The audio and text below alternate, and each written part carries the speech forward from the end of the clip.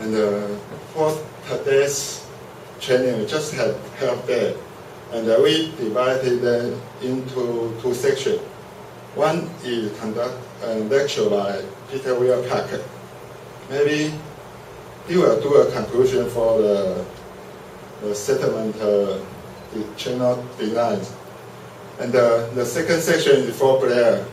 And Blair will conduct and lecture some the SH1D application and uncertainty analysis and for the dam removal, right? Okay, I don't have to say too much. Let's welcome Peter.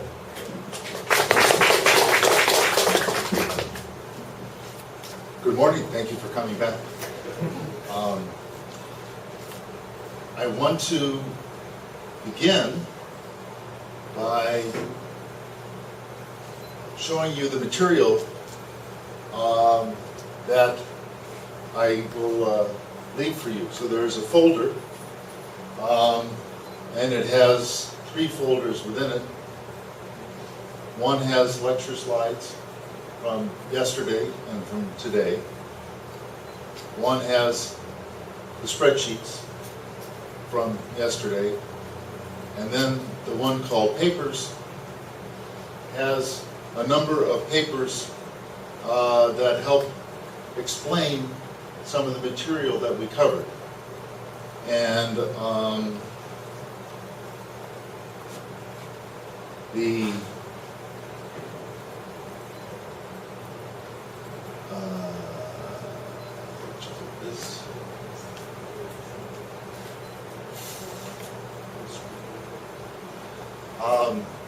and I put it in categories.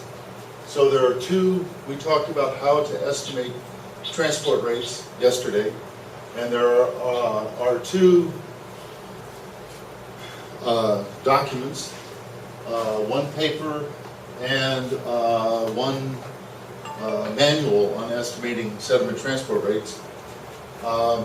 Goway, I just realized I forgot to put this one, I think I forgot to put this one on. Okay. So I will have to add it. Okay. This is the important one. It gives an idea, it gives a guidance for estimating transport rates. We talked about the mixed size transport model. These are the papers for that and for ISER.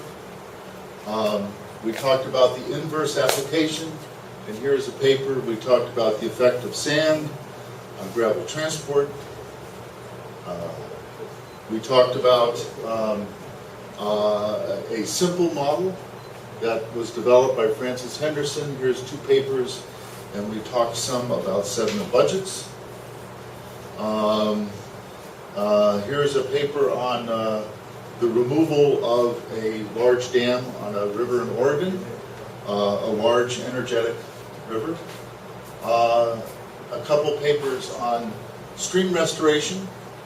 And remember, we talked about the difference between flumes, where we feed the sediment in and where we recirculate the sediment. And this is the paper that discusses that issue.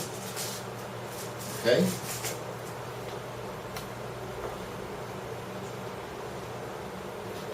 So, this morning, not so much technical material. I want to talk about stream restoration in the United States, give you a little bit of understanding about why we do stream restoration and what kind of restoration. And then I will give you 2 examples of the primary kinds of stream restoration that are done.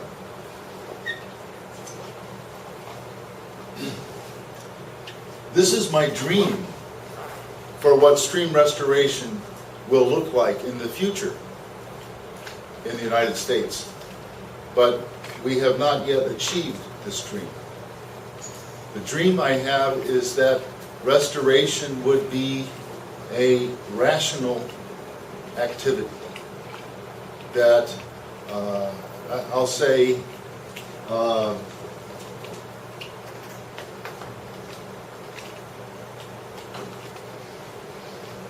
rational,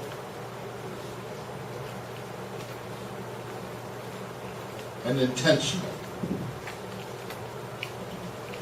What I mean by this is that we would work on restoring streams knowing our intentions, knowing what it is we wish to achieve. And we would attempt to achieve them using a rational approach, an approach based on reason. Now you would think that this is what anyone would do when they want to restore streams. But stream restoration is a very large industry in the United States. Maybe $5 billion US per year, billion with a B. Maybe 3, maybe 4. It is hard to be certain. And stream restoration is often seen as a solution to a problem but the problem is often not defined. It's a riddle. So we have a solution to a problem, but what is the problem? I don't know. The river is broken. What we would like is to identify specific goals for streams. Goals that people articulate that they would like to achieve. And we would like those goals to be achievable. So this is abstract. Let me be more specific. Sometimes we restore streams to improve water quality. Sometimes we restore streams to recover populations of fish or birds or frogs. Sometimes we restore streams because we have disturbed part of the environment, and we will restore a stream in a new place to make up for, to compensate for the disturbance that we caused. If we would like to recover a fish species, it might be a salmon species, it could be many other fishes. We first must determine if restoring the stream will recover the fish population. So people commonly build habitat in streams for a fish species, but they do not determine if that habitat is necessary to recover the fish species. That's what I mean by rational. So salmon require habitat to grow when they're young. Then they must go to the ocean and live for 2 years, 3 years, 5 years, depending on the fish. And then they must return to their original habitat, and they spawn and they die. It may be that we have no salmon in some rivers because they are fished in the ocean, and so there are no salmon left to return. It may be that the salmon must go through dams and reservoirs to go from their habitat to the ocean, and they die passing through turbines, or they become confused and are unable to find their way. It may be that we don't have enough fish because the water has become too warm and the fish require cool temperatures. In all of those cases, if we go in the headwaters and we restore habitat and we say, this is good habitat for salmon, we may not have salmon coming back. Because the reason why we don't have salmon is in the ocean, or it is in their travel from the habitat to the ocean. If we restore streams to improve water quality, streams provide a water quality benefit, but only in certain ways. If the water quality problem is from sediment or from phosphorus attached to the sediment, and there is active bank erosion, then stabilizing the bank can improve the water quality. If the water quality problem is too much nitrogen being introduced to the environment, into the streams, partly from precipitation, partly from runoff on urban land, a stream and its floodplain is a poor reactor for removing nitrogen. Once the nitrogen is in the river water, it is hard to remove it from the river water. And so the appropriate action is to reduce the input rather than restore the stream to remove nitrogen because it is inefficient. Okay? So my interest in stream restoration is to work intelligently, to be clear about our intentions, and to be rational in our approach. Let's see.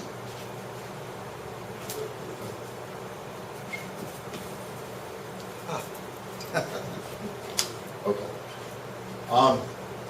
So a way to think about being rational and intentional is to say, let us identify goals, any goals, all goals. What do people want? But then assess those goals and come up with objectives that are appropriate for a stream restoration. And then develop design alternatives and evaluate trade-offs. Choose a design, and this is the rational part. This is the intentional part. So here, if we have a model for what the stream should look like and how it should function, and we build that stream, and we monitor, and we determine whether the stream is performing its intention, its goals. If we learn that it is not, we can come back and say our model was wrong. How do we fix the model so we can design a better stream? Maybe this sounds obvious, but many people in stream restoration, instead of having a goal and a clear objective, they choose an action. They say the goal of my restoration is to reconnect the river to the floodplain. Okay? Reconnect. So maybe the channel has become larger, maybe it is incised, maybe it has not. But rivers ordinarily flood regularly and water goes on the floodplain. But that's an action. If you redesign the river, perhaps you raise the bed, perhaps you lower the floodplain. If you reconnect the floodplain, that is an action. And we have to ask, why are we reconnecting the floodplain? Is it to improve water quality? Is it to provide habitat for a fish or a bird species? And so then the reconnecting floodplain is a hypothesis. And we say, well, we want to have more nitrogen removed. We will reconnect the floodplain and we will have more nitrogen processing. So now we have a hypothesis that we can test. Oops.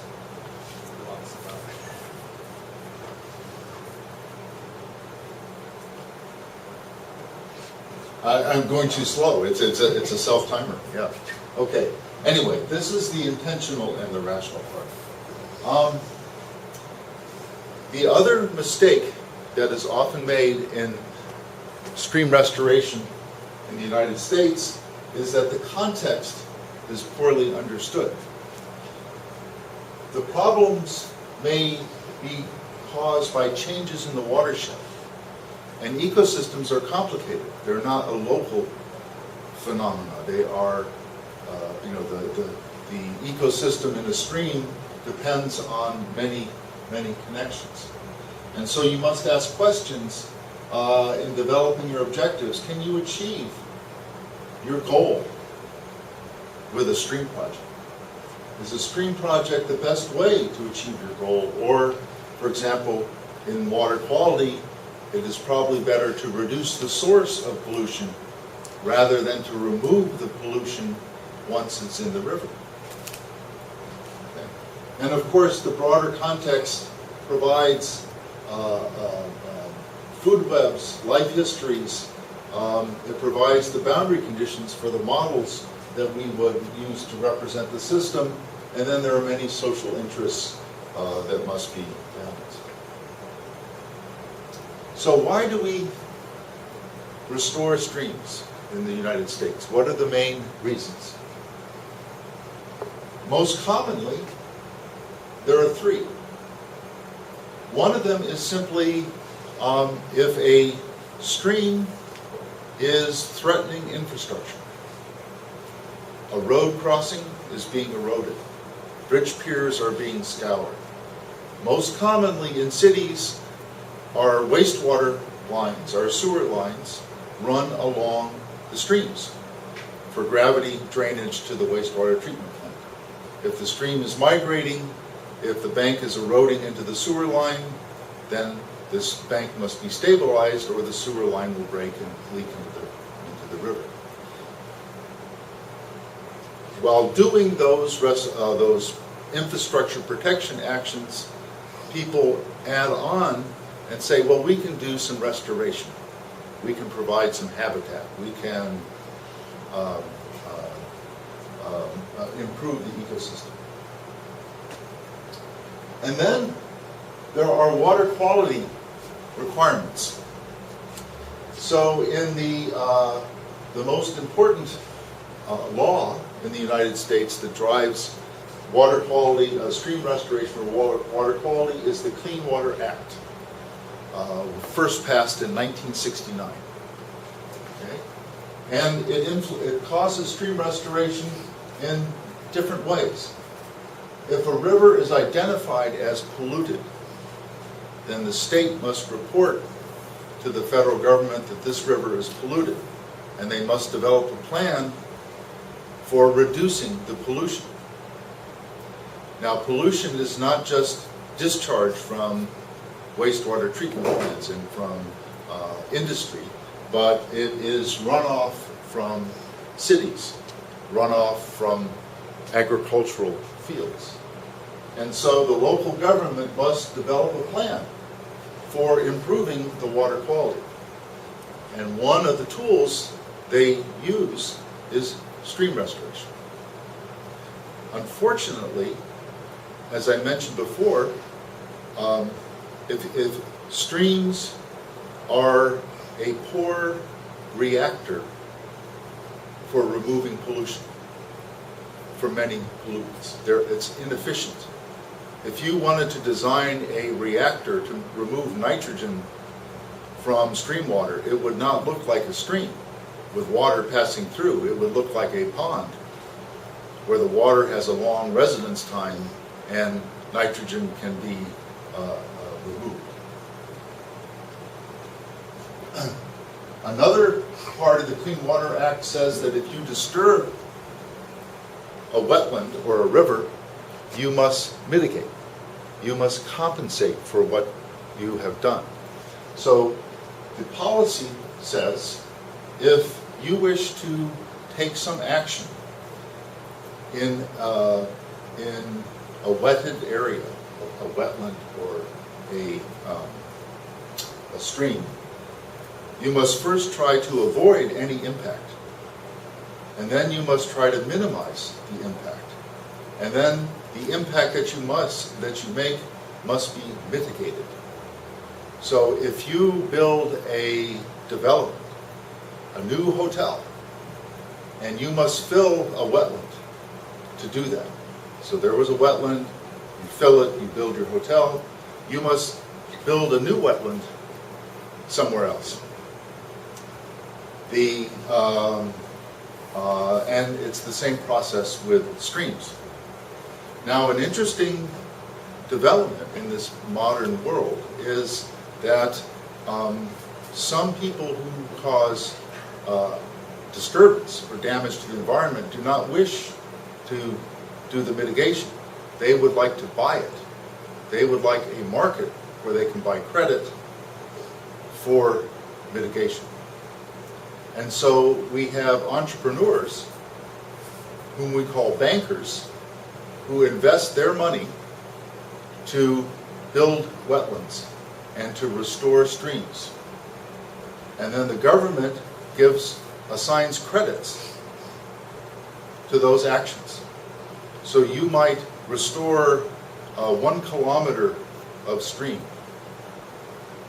And now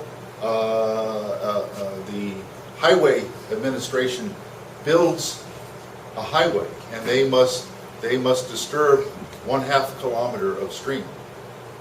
So then they go to the banker and say, we will pay for 1/2 kilometer of stream credit.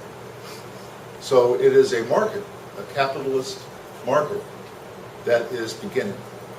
It is very tricky because one must determine the value of the improvement. And originally, when this market began in some states, the credit was sold, as we say, by the foot or by the meter. So you disturb 100 meters of stream, you go buy 100 meters of stream. And some bankers, entrepreneurs, were digging trenches in the forest, very long, windy trenches, and they put water in, and they say, here, 1 kilometer of stream for sale. So the government must determine what is a legitimate credit that can be sold. So it's not just a trench, but it is a river. It's very controversial, but it is inevitable in the Clean Water Act. So in some states, mitigation is the main cause of stream restoration. In many urban areas or areas with polluted coastal waters, the Chesapeake Bay, where I live, the Gulf of Mexico, the San Francisco Bay, Long Island Sound near New York City, too many nutrients, too much sediment is being delivered. The waters become eutrophic in the summer, and so now we're taking action to try and reduce the delivery of pollutants. Okay? So that's a big driver in the urbanized parts of the United States. And then, particularly in the West, in rivers that drain into the Pacific, we have our last reason for restoration, which is the Endangered Species Act. So there are 2 U.S. government agencies that can designate that a species is endangered. One is the Fish and Wildlife Service, and the other is the National Marine Fisheries Service. So, for example, many salmonid, many salmon species are designated as endangered. And this brings in another set of legal requirements where you cannot cause any destruction of habitat for these endangered species, but also the government is actively spending money to restore habitat. Again, maybe habitat is needed, maybe habitat is not the problem. So this is a difficult question. So these are the main reasons why we, I better give this a goose here before it falls asleep, why we restore streams. Probably the three most important restoration activities, one of them is reconnecting floodplains. So very simply,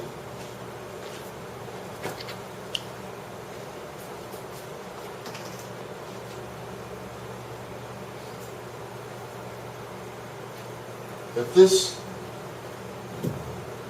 is the stream sometime in the past, in a cross section, if there is an increase in runoff, say from urbanization, if there is a reduction in sediment supply, the stream bed may incise. And of course, it will probably cause retreat of the banks as well.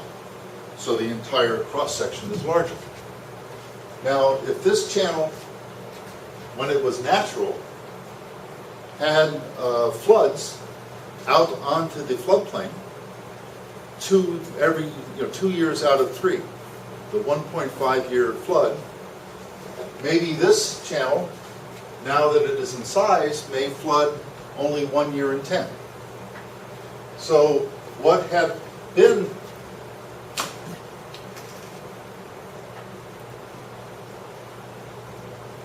a riparian ecosystem with the vegetation and the animals appropriate to a riparian ecosystem has become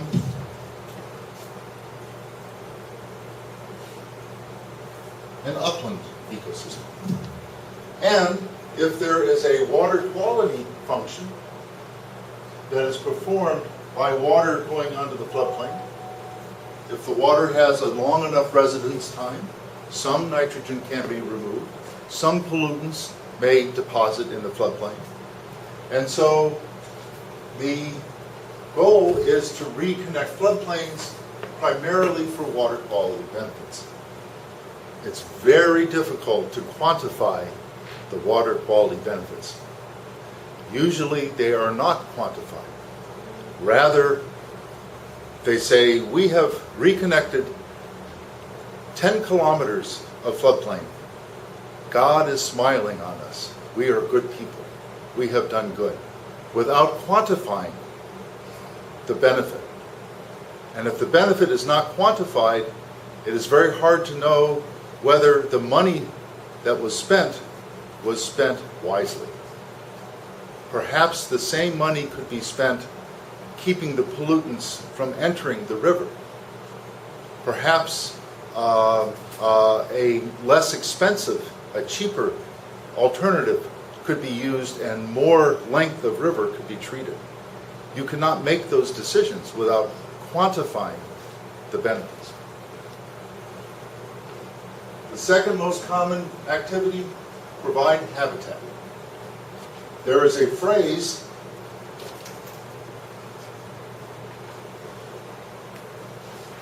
build it and they will come.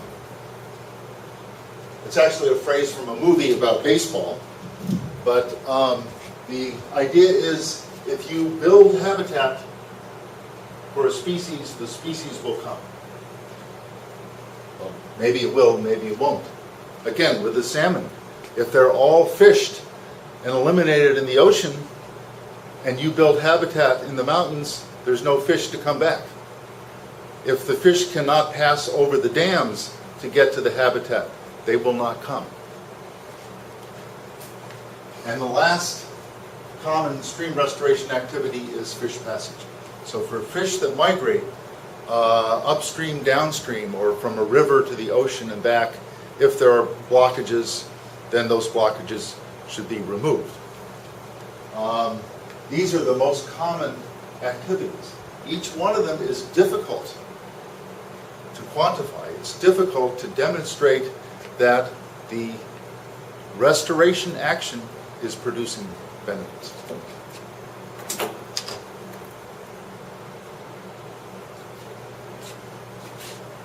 So can you read this? That's a joke. Okay. Blair's laughing. We can identify a variety of goals. So this is almost legible. The green are ecosystem goals. Perhaps we just want to make the ecosystem better. Perhaps we are mitigating for disturbance. Perhaps we are recovering endangered species. There are also social goals. Very important are the aesthetic and recreational opportunities of rivers. Many cities in the past turned their backs to the rivers. They were just sewers to remove water and to remove waste. And many cities have now said, we want to embrace our river. And they build parks and they build pathways. And people come, and restaurants and bars and shops, and it makes the city a much more positive experience. And this is important. Maybe it's not ecosystem restoration, but it is important. It's economically important. We may wish to reduce pollutants, and we need to protect infrastructure, and we need to hopefully minimize costs. So some examples, just a couple abstract examples of the assessment process, the rational, intentional process. Our goal, for example, may be to reduce loading of nutrients, sediment, and what we must ask is the pollutant removal or load reduction best achieved by doing stream restoration? Or is it best achieved by controlling stormwater runoff?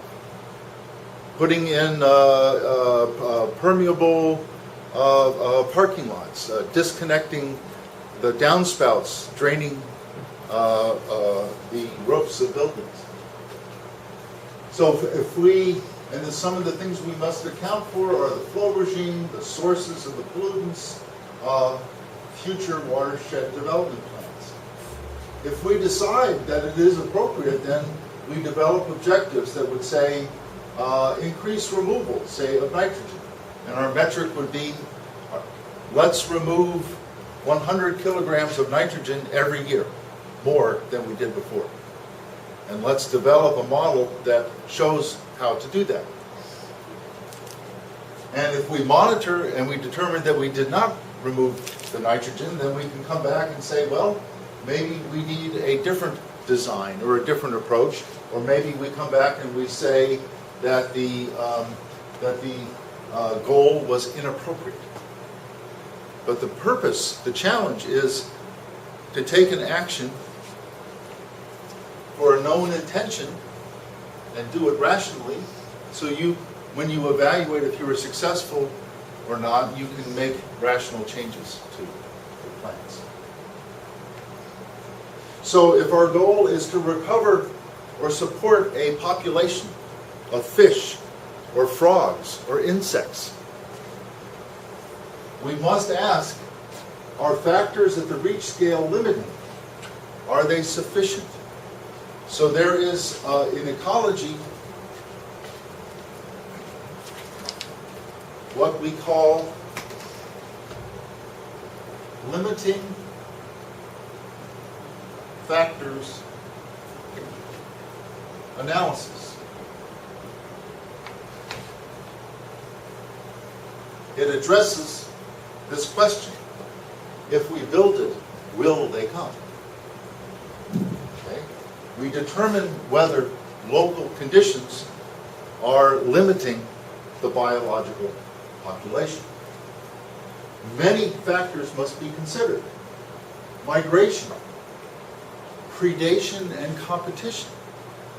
Oftentimes, native species that are endangered because there is an introduced species that is eating them or is getting all the food. They're being outcompeted or they're being killed by competing species. Habitat's not going to fix that. Okay? But if we determine that habitat is limited, then we can come up with a metric that says, so many organisms of a particular age in a certain habitat would be the goal of the project.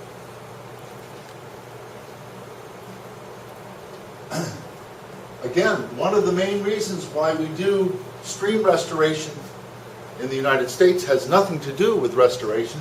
We must go in and protect infrastructure. But we can also ask, well, perhaps that infrastructure can be relocated. Perhaps we don't need it anymore. We must put it into a context of the water and the sediment supply, the channel change that we talked about yesterday. Okay, and the metric could be defined this way. If you have infrastructure that is threatened, your metric is the probability that that structure will not be eroded in so many years in a design life. And that's the problem we defined yesterday for the threshold channel. You have a 25-year design flow. So its probability of exceedance is 0.04 in any year. Okay? And then you design your structure such that the probability of failing at the design flow is 10%. So then the probability in any given year that the structure will fail would be 0.004. And you can calculate forward what your risk is. And of course the numbers could be different. Okay, 2 examples. One is an example. The first one is an example from a suburban river outside the capital, Washington, D.C.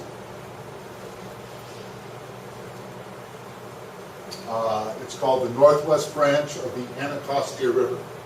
So here's Washington, D.C. This is Maryland. This is Virginia, and the stream is here. And this is something like 8 kilometers of river. It's a long reach. A highway was built through this area. And mitigation was therefore needed for the impacts of the highway on the river ecosystems. So the highway actually crosses the river. It's not on this map. Crosses it 3 times. 1, 2, 3, sort of like this. And so the driver that produced this project was mitigation for highway construction. 20,000 feet, 15 square mile drainage area, 18% impervious, which is the hard portion of the land without infiltration of stormwater. There's bank erosion in places. Some people say, but not everyone agrees, that this stream is incised, like this channel here. Some people say, no, it's about the right size, and some people say it's too big. But the goals, nonetheless, were to reconnect the floodplain. Again, that doesn't fit the rational, intentional plan very well. Reconnect the floodplain is an action, not a goal. But that's nonetheless what was sought. So improve water quality by reducing bank erosion and fine sediment. Enhance aquatic habitat by making the channel more diverse topographically, improve channel floodplain connectivity. Again, this is an example. I would not list these as goals, but those are the goals of the project. So if we have a channel, you can see the trapezoids are my favorite channel.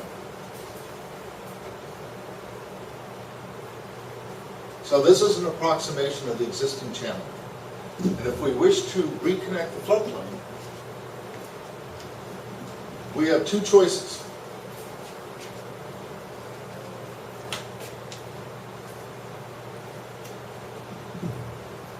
We can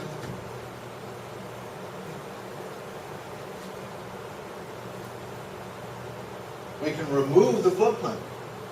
We can cut down all the trees and we can dig up the floodplain. We can lower it down to here. Okay? Or we can shrink the channel, perhaps like this. We can put in grade control and we can raise the bed of the channel. We can perhaps build smaller banks. Either way, the area of the channel will be smaller, the cross-sectional area, so it will flood more frequently. The floodplain will be reconnected.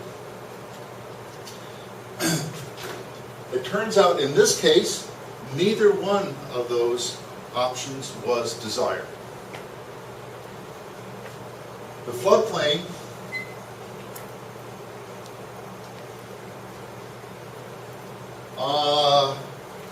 was very, very wide, and it was heavily forested. And the owner of the land did not want to lose his forest. To remove the floodplain, you have to cut down all the trees. That doesn't strike me as a good idea. This is 20,000 feet. That would be an enormous amount of material that would have to be brought in to fill up the channel. So the only possibility was perhaps if we build rock weirs in the channel, if we raise the channel bed in a few places, perhaps the river will deliver sediment and raise the bed for us. So that was a possibility that was investigated. And so this company did a sediment transport study to try and determine the rate at which the watershed is delivering sediment, to determine whether the bed could be raised by the river itself.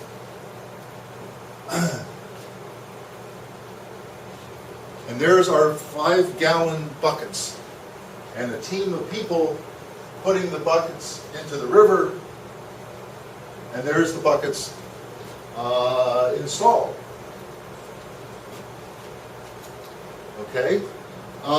Again, this would not work in some, perhaps many Taiwan rivers. It will work in some rivers. The point is, this is relatively inexpensive as a sampling method. As the sediment moves along, it fills up the buckets. A small storm that perhaps fills up the buckets halfway provides a very useful sample. So you're not measuring the rate at any discharge, but you can develop a model for the rate of sediment transport as a function of discharge and calibrated by the rate at which the buckets fill in. Once the buckets fill close to the top, they no longer trap efficiently, and the sample is not as useful. So over different storms, this was sorry, we lost the numbers. This was one storm where they collected a bucket sample. They calibrated the transport model using methods that we talked about yesterday and that are in the readings that I've given you. And what they found out was that it would take about 200 years to raise the channel bed. The sediment supply was small. So again, they would have to build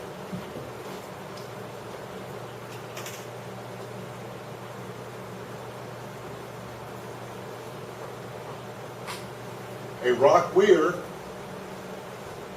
perhaps every 500 meters to provide control of the grade, and then the river would fill in the sediment behind. But 200 years is too long. So they had a problem. They did not want to cut down the trees. They could not afford to bring in sediment in trucks, and the river would take too long to fill it. And so the option that they pursued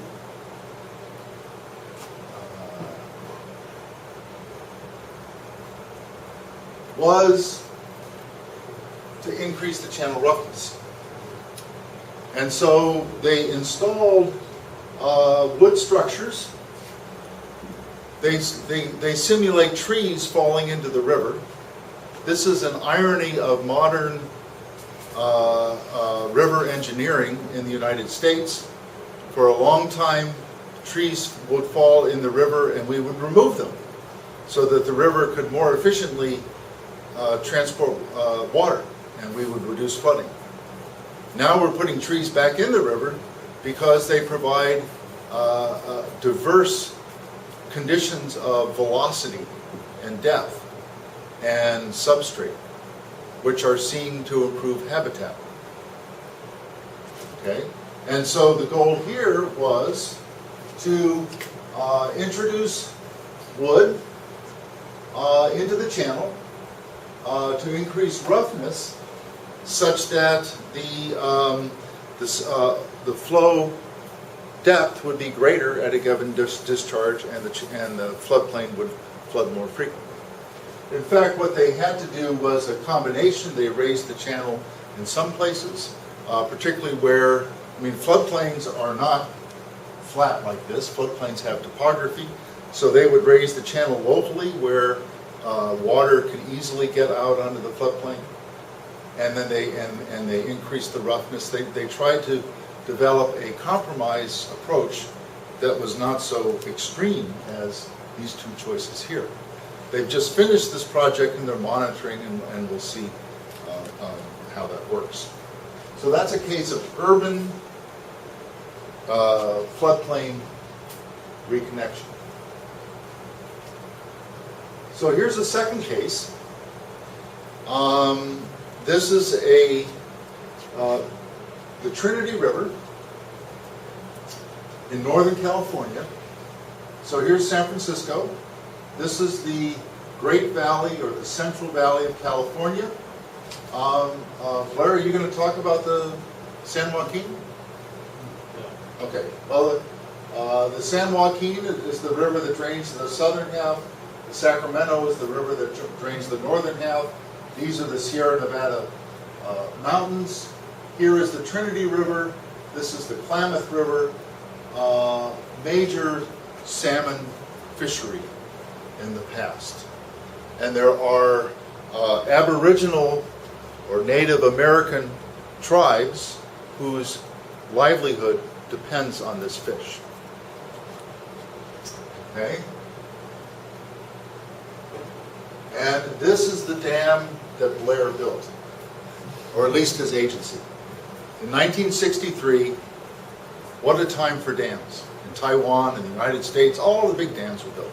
Many of the big dams were built. This is the Trinity Dam, and it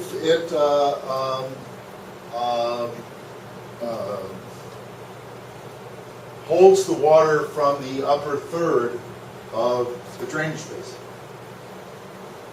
The dam was built in '63.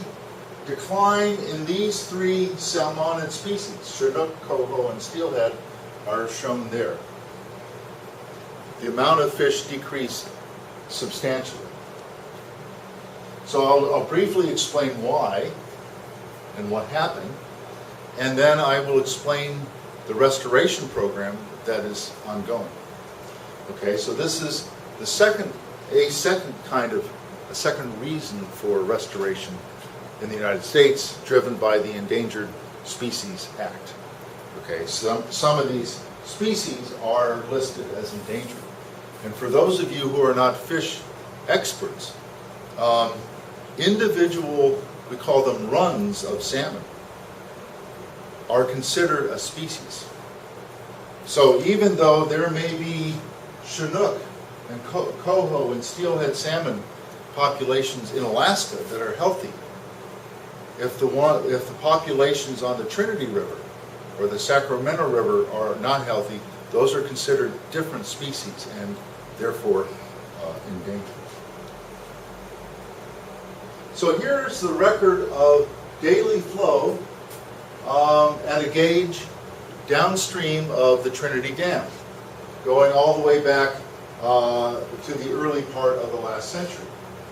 Okay, these are the instantaneous peaks. These are the daily flows. Here, the dam is constructed, it begins filling, and you can see that not only are the peaks smaller, but most of the time the flow is very small. So these are cubic feet per second. This is, of course, the historical unit of flow that we continue to use in the United States. And you can see that high flows of order 20,000, 30,000 are common, and then they're eliminated. You can see the annual pattern.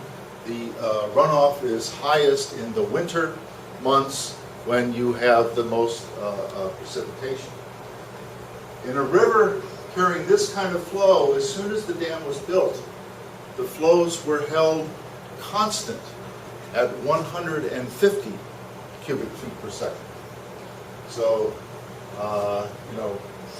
20,000, 10,000, 150. And in the 50s, the 1950s, fish biologists evidently thought that that was favorable for the fish. They saw the river like an aquarium, right? If you have a big glass box on this table and you put in koi fish or whatever, and they seem happy. They swim around, you feed them, and they thought the salmon would be successful in this river with very low flow.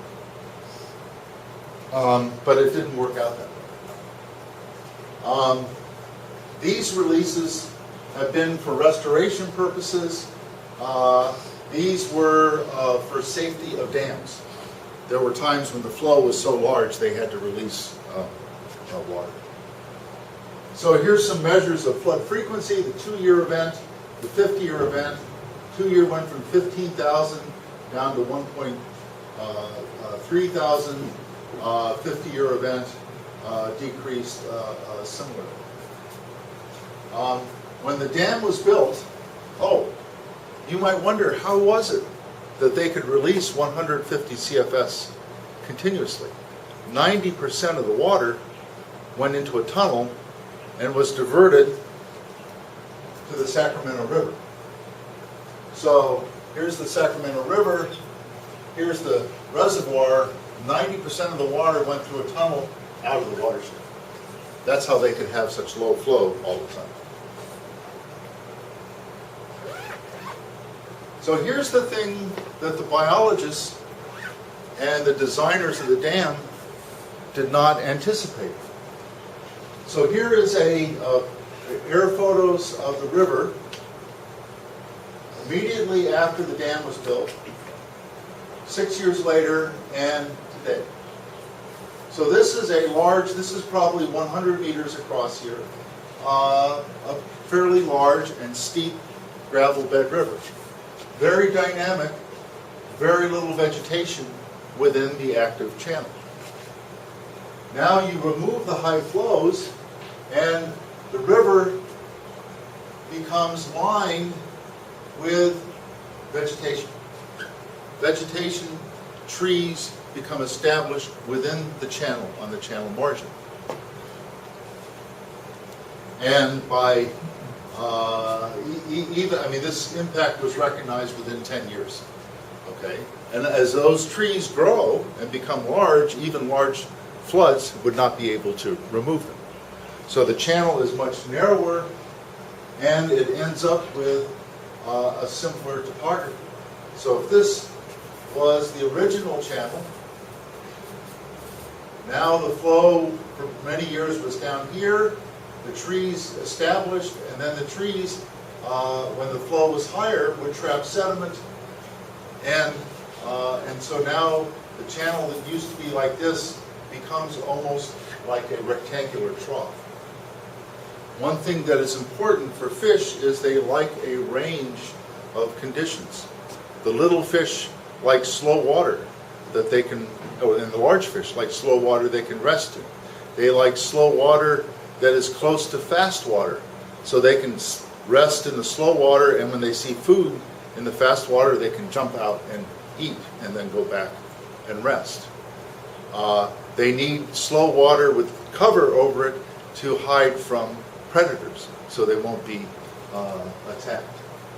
Okay, so the goal in the restoration is to try and go from this rectangular channel back to something that is more diverse. How are they going to do that? Here's an analog. So this is the Trinity River 40 miles downstream of the dam, and this is the first very large tributary that comes in. This tributary is not dammed. It has natural floods and natural sediment supply. You can see that the vegetation lining the banks is now no longer so intense. You have more sediment coming in. You have sand and gravel bars developing. You have a range of topography conditions. Okay, so the restoration program has three elements. The first element is that more water now stays in the river. Now half the water goes down the Trinity River, half the water goes to the Sacramento. Okay? The second element is that gravel is added below the dam because the reservoir is trapping all of the upstream supply of sediment. And you need water and sediment to have an active river with diverse topography. And then the third element is to go in and manually or directly remove some of the vegetation on the banks of the channels to allow the channel to begin, to encourage it to begin becoming dynamic. Okay. It is a very interesting applied problem because basically you have a large gravel river that is now an experiment because you have to build a river that is supposed to behave like the natural river, but you have only one half the water, and the amount of sediment you have, you determine by feeding that sediment in. So how big should the channel be? The same as it used to be? I don't think so, because you only have half the water. Should it be half as big? Just the width. Should the width be one half of the old width? Should it be 1/3? This is a very interesting, challenging problem. So this is what they're doing with the flow. Oops, the flow. They define 5 different types of hydrographs. So in the normal year, which occurs 20% of the time, this is the volume of water available. Another historical unit we use, this is thousands of acre feet. That's a volume. So that's a volume that covers 1 acre to a depth of 1 foot, and this is in thousands. So this is how much water they can have in a normal year. In a dry or wet year, 28% of the time, this is how much water they have. And extremely wet, critically dry occur 12% of the time. So this is how much water they have to work with. And this is their release schedule from April through July for these different type of years, from extremely wet to critical dry. Okay, so critically dry, you can't release much. A dry year, a wet year. This is the maximum they can release, 11,000 cubic feet per second, because when they designed the dam, they never thought that they would be releasing large amounts of water down the river. They thought we will always be sending water through the tunnel to the Sacramento. They never thought there would be environmental flows, restoration flows. So this is the maximum size of the outlet works. So in, for example, a wet year, they hope that this flow does geomorphic work. It moves sediment. It causes erosion and deposition and produces more channel complexity. These flows in here are to distribute seeds of trees for riparian growth, for fish habitat and temperature, to allow the young fish to migrate out of the system. So the largest release was the year before last, 2011, and it was 11,000 cubic feet per second coming out of Trinity Dam.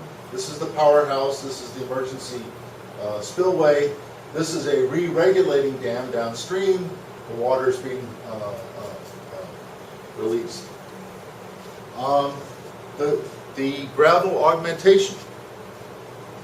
So gravel is placed in the channel. Gravel is simply dumped on the side and the flow picks it up. And then this is a conveyor belt where they're dumping gravel into a hopper, and the conveyor belt runs at a very fast speed and shoots the gravel out into the river during the high flows.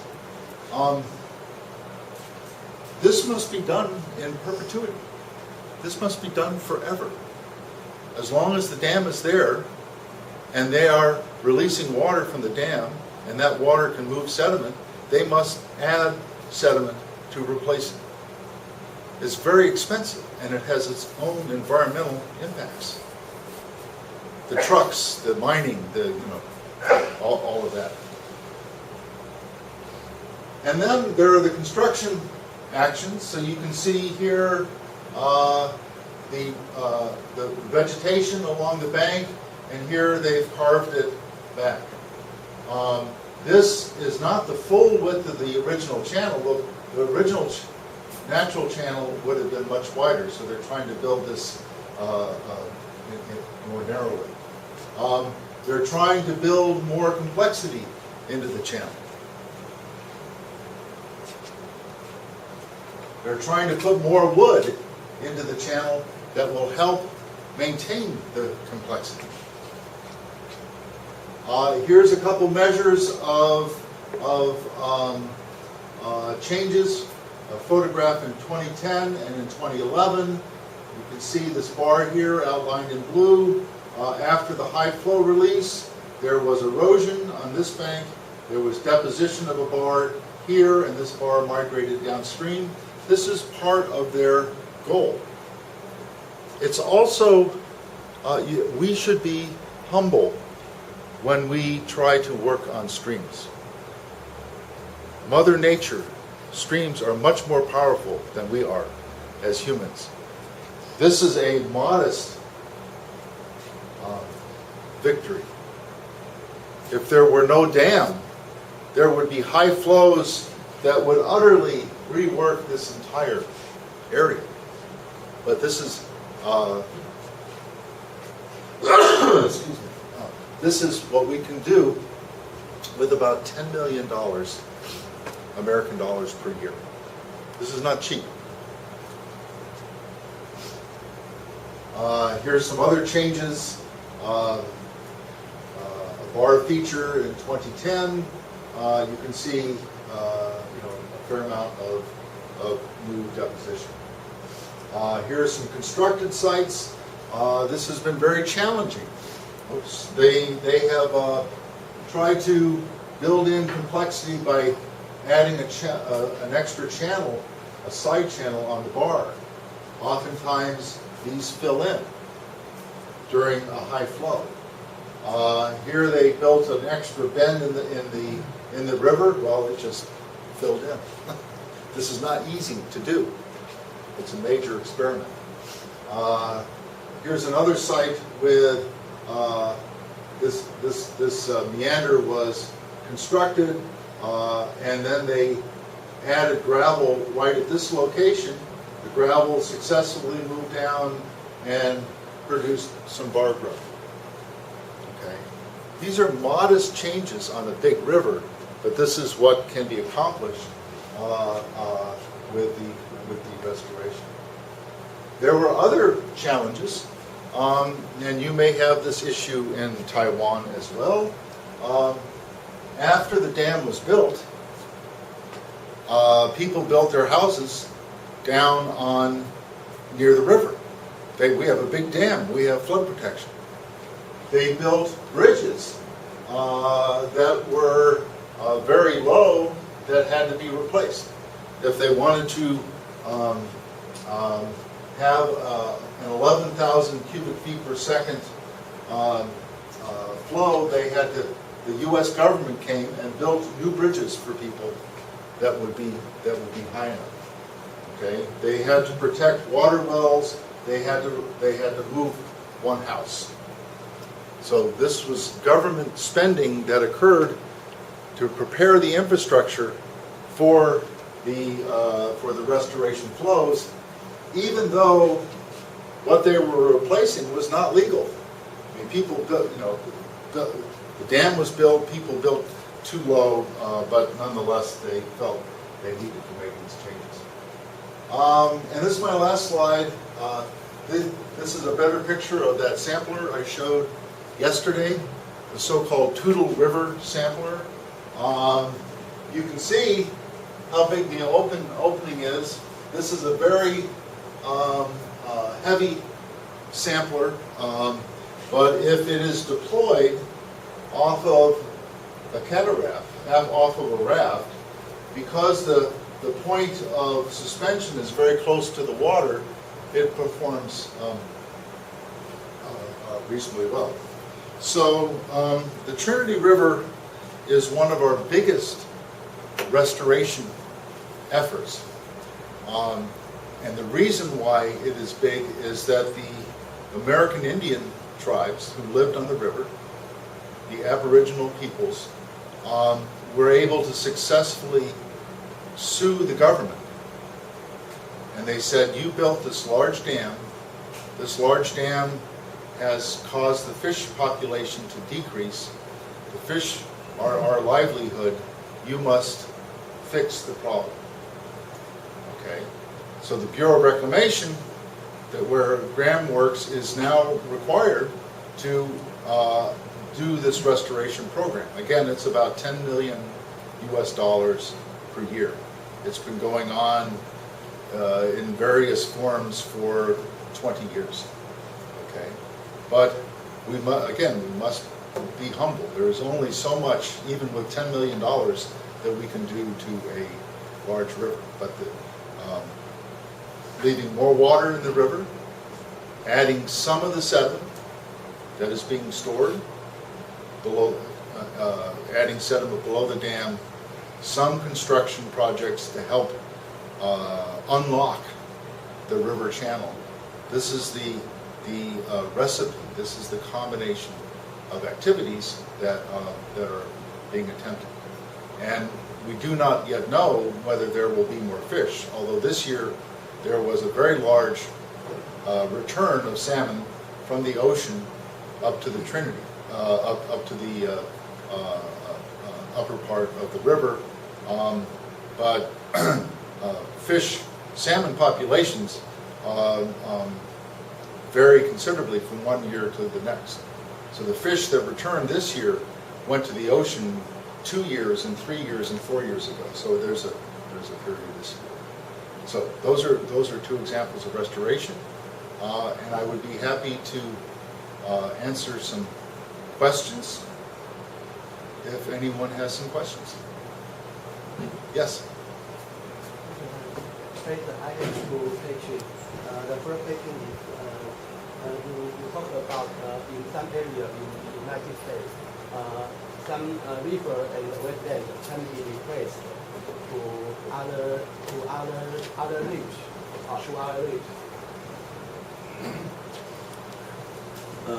can be replaced to other ridge.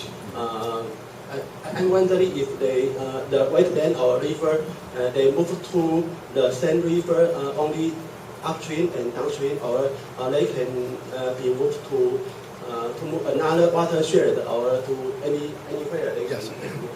Yeah. Because it become a very complicated issue. The first question. And okay, the second question is, when you talk about sometimes it's very difficult to assess the value of ecosystem or economic affair. But maybe in the United States, some states or some cities, they have different decisions about the issue. I'm wondering who will decide the institution, the public opinion or the government authorities, like some economic activities, but they have negative effect on the issue of ecosystem. Okay, so the first question, if I can restate it, is if one is restoring a wetland or a stream as mitigation for a disturbance somewhere else, must that mitigation be done in the same watershed within a certain distance, or can be done further away in a different place? Is that the question?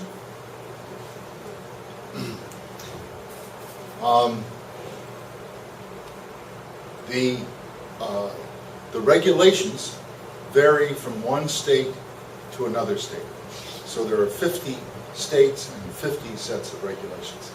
This is our federal system of government. But there are consistencies. Usually there are rules that say that the mitigation must be in the same watershed. It must be within a certain distance of the impact. However, I have just learned recently that as a market activity, the mitigation banking, it actually works better if the market area is larger. So we have market processes leading us to perhaps an entire state, and we have ecosystem thinking and environmental regulations saying it should be close by. It makes sense that it would be close by. I mean, how can a wetland in the mountains replace a coastal wetland? But evidently, some ecologists are arguing that that a bigger market produces better projects, and if we just remove the regulations, we will have the best outcome. So it is very uncertain. I'm not so sure about the second question, but let me because it seemed partly about public opinion, but it seemed partly about who has authority. Okay, I can state my opinion. 他先说一下，你讲中文的话，不用，不要。Professor, you talk about sometimes from the opinion of engineering, it's easy to decide the cost and the benefits ratio. It's very easy to decide, but sometimes it's very difficult to quantify the value of ecosystem. Right. Very difficult. But you talk about it's a very controversial issue. but I think in the United States, different states have different institutions about if we want to do a work about the reparation, but sometimes it may be a little affect the nature system or the economic affairs. So I'm wondering who will decide the institution from the public opinion or only from the government authorities. Okay, I think so. Evaluating costs and benefits of environmental projects and ecosystem services is very difficult, and so who has the authority to make those decisions when evaluating individual projects? Is it public opinion and pressure? Is it government agencies? Things like that. So I will tell you the official rules, but then we will have to consider how things work in the real world. Officially, much of that is determined by the driver of the restoration. So is it under the Endangered Species Act? Is it under the Clean Water Act for polluted water or for mitigation? Okay. Or is it simply a local action that's being taken, or a state or federal action being taken to protect infrastructure? So the other important United States law is called the National Environmental Policy Act. It's also from the same time period as these, and it defines a process leading to an environmental impact statement by which these decisions must be made. But the authority for making these decisions for mitigation, it would be the individual states. Individual states have an environmental agency that must make those decisions. For the Endangered Species Act, it would be the federal agencies, the Fish and Wildlife Service and the National Marine Fisheries Service, that would issue rulings about whether a project has an unacceptable impact. That is combined with the owner of the project, which may be the U.S. government, it may be the state government, it may be a private entity. But the decision-making authority for a federal water project, with the Bureau of Reclamation, with the Corps of Engineers, would be the Secretary of the Department of Interior, the Secretary of the Army, who has the decision-making authority. But they must go through the environmental impact statement process, which means they must get input from the public, from anybody who has an interest. What happens in practice often depends on what we could call politics. Not politics like elections, but politics between people and you know, if some people have more influence, they can certainly change the process. The success of this kind of regulation is that these processes are often transparent. You can see how the decisions were made and why they were made. But the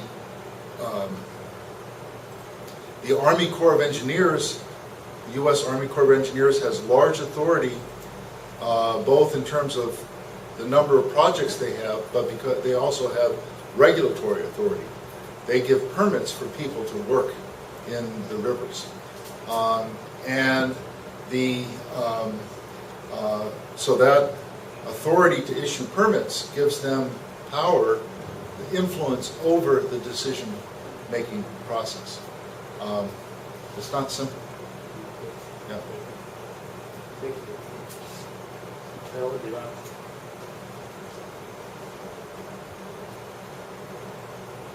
Any further question? If no further question, let's take a rest for about 10 minutes. Okay, 10-minute break. Thank you very much for listening. Thank you for Peter. Welcome.